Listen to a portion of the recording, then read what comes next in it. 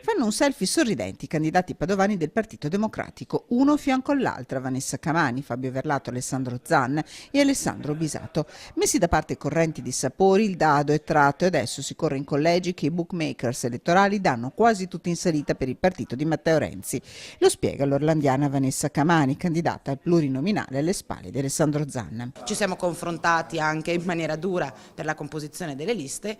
Una volta però finita quella giornata si corre tutti insieme per l'obiettivo comune che non è il Partito Democratico ma è l'Italia e il futuro di questo Paese. Deputata uscente, la sua casella è la numero 2 nel collegio Veneto 2 alla Camera, dietro ad Alessandro Zan. 5 anni a Montecitorio, difende la scelta della territorialità. Ora non è credibile che un parlamentare che vuole occuparsi della propria gente, dei propri cittadini, abbia delle assenze così elevate in Parlamento. Questo significa non fregarsene, diciamo, dei cittadini, prendersi solo lo stipendio e non invece portare i risultati che noi faticosamente in questi 5 anni abbiamo portato proprio sul territorio. Ma la vera battaglia si combatterà nei collegi uninominali. Nell'Alta Padovana, pronto a sfoderare il suo record di presenza a Palazzo Madama, il senatore uscente Giorgio Santini.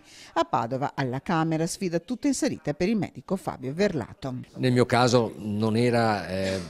è un'uninominale secca, senza paracaduti. Ho detto ok, facciamo questo sacrificio, ce la metto tutta, se mi va bene rappresenterò i padovani in Parlamento, se mi va male pazienza, avrò dato il massimo, tornerò al mio lavoro che è un lavoro che mi piace. Si gioca la faccia nel collegio uninominale della Bassa anche il segretario regionale, il sindaco di Noventa Padovana Alessandro Bisato. Io dico agli elettori guardate la scheda, perché 1/3 degli eletti in Parlamento sono la scelta diretta vostra nei seggi, nei candidati che sono espressione del territorio.